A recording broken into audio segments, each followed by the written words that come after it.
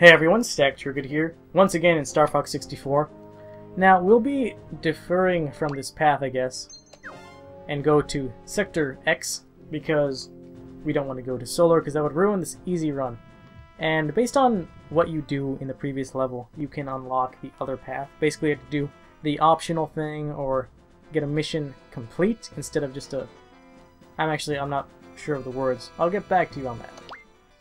Proceed to next course. Sector X combat. Reports indicate that Andross is working on some secret weapon. I'll check it out. Yep. Just nonchalantly. I'll check it out. No big deal. Mystery of the space base. This isn't really a huge mystery per se, but we're going to check it out anyway. This place is really cool. It's like this old derelict space station. Take out that weapon, boy. There's all this debris around. It's really cool. I like it a lot. Let's have a little fun. Whoa. Get to mash the shoot button. All these ships flying everywhere. This is a really good place to use bombs because, like I said, there's so many ships. Why not? Keep quick, peek out.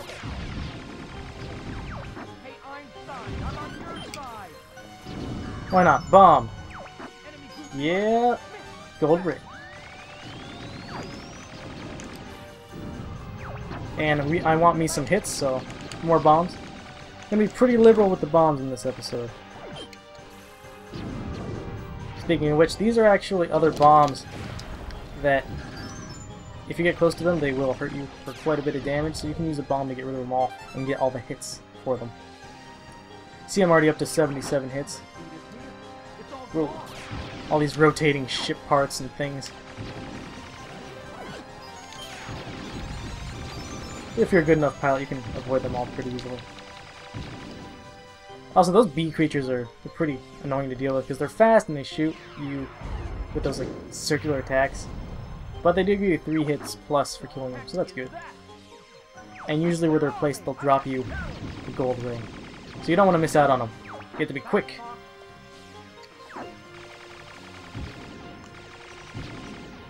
Hey, gold ring. For every additional 3 gold rings you get once you beat a level, once you obviously get your max health, you will just get an extra life.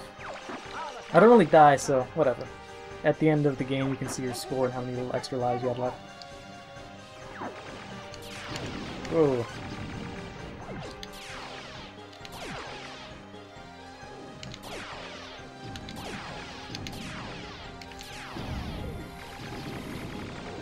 All these ships coming out of nowhere, all these hatches. It's hectic. And these turrets. Like circular turrets coming out of nowhere. Oop. Lots of things firing at us. In Expert, this is actually a lot more difficult. Because in Expert mode, enemies do more damage to you. And they're a lot more accurate. They're way less forgiving. Here they fire willy-nilly and it doesn't really matter. Oh, I didn't get anything with that. Oh, you're not getting away from me.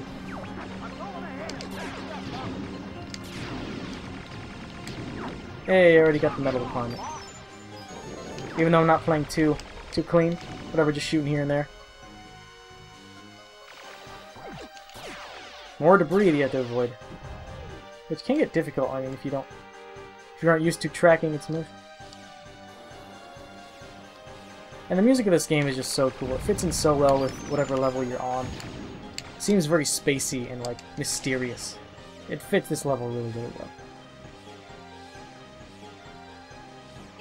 What the heck? Fox, look behind you. I can't really do that.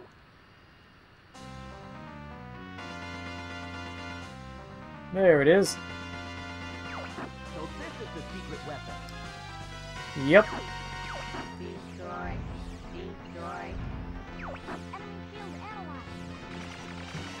Yeah, Slippy actually analyzes the enemy shields and gives you the boss meter on the left.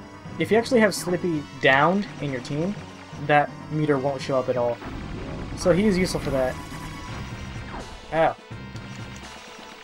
Nope. No hits for you. Where is the creator? He's gone. He is no longer with us. Turn around so I can shoot you, you fool. No, I'll just shoot at your metal body, which is impervious for some reason. And then you see he goes down, like, really quickly, for some reason. But yeah, it was another joke thing. Just shoot at his face still. And he's dead! Yeah, buddy. And that's another boss taken care of. Mission accomplished. Yeah, that's the difference. Mission accomplished and mission complete. If you get an accomplished, that means you took care of the... I guess you went to the full extent of beating the level. But if you get a mission complete, that means you either faltered somewhere or didn't exactly take care of everything that needed to be taken care of. And so mission accomplished will open up the optional path, whereas mission complete will just keep you on the route you're currently on. Oh, the only person that isn't fully healed is Peppy. So where did he take so much damage? No, whatever.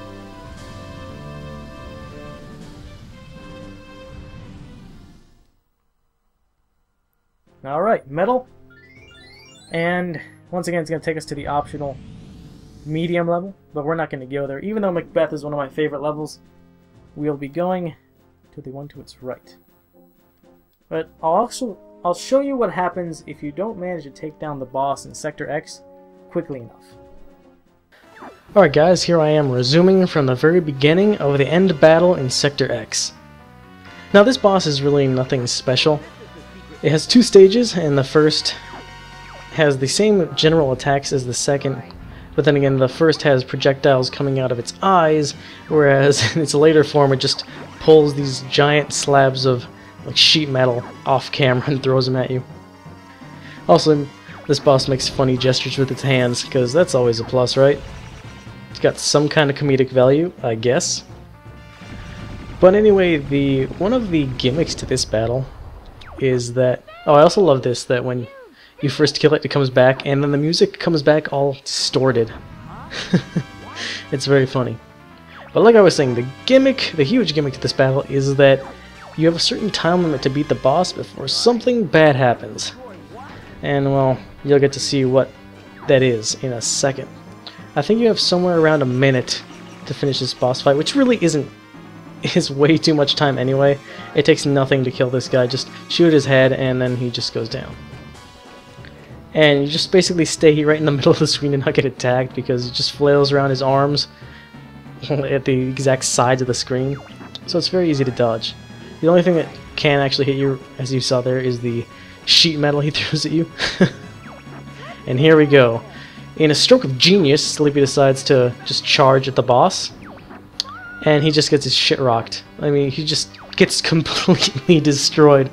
And then he's gone. And then just like that, the boss goes down. So yeah, Slippy thought that, oh well, Fox definitely can't take this guy on his own, considering that he single-handedly took down Starwolf on 2 bosses previously. Nah, I better just jump the gun and do this myself. And yeah, now Fox is all like, wait, where is he? He already sent out a distress signal. Wow. Anyway, because Slippy got knocked away, you get a mission complete instead of a mission accomplished. Mission accomplished is actually the better ending title.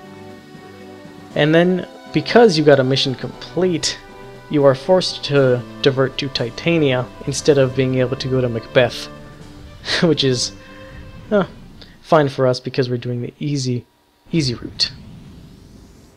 And so you get diverted to Titania and you have to help Slippy. But, whatever. Now I'll show you a breakdown of the level. Alright, here we are resuming back from this point of the game. This is actually, you can take multiple routes here. So you want to go left instead of right. Going right will lead you to the end boss, whereas going left will take you to a special area, the likes of which, if you complete it correctly, can get you to another warp, the second in the game. Now we previously saw a warp in Medio, which took us to this weird psychedelic zone.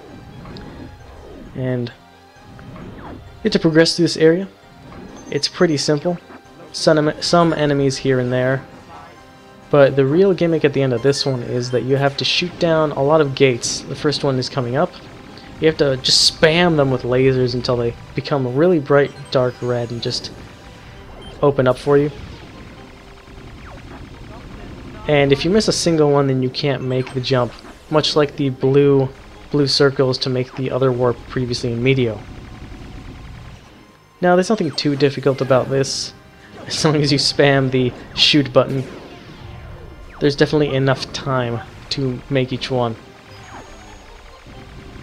On a side note, if you go to Katina beforehand, Bill will actually come to this level and help you take down the doors.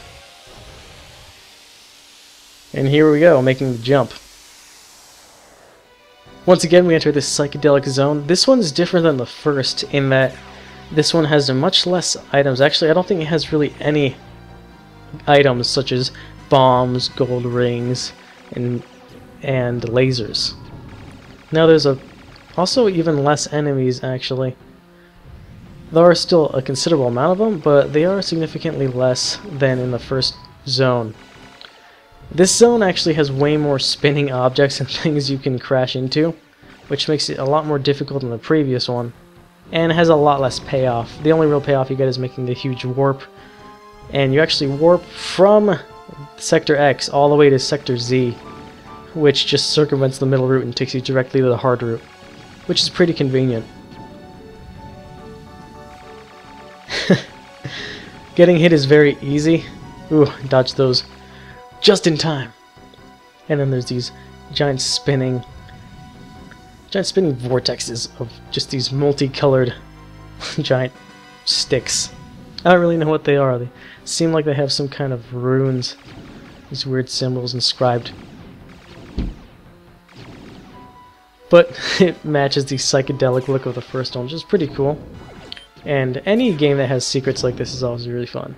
Oh, these rotating blocks are actually very easy to get hit on because you can't really tell where they're going to be. Anyway, that's the end of the warp.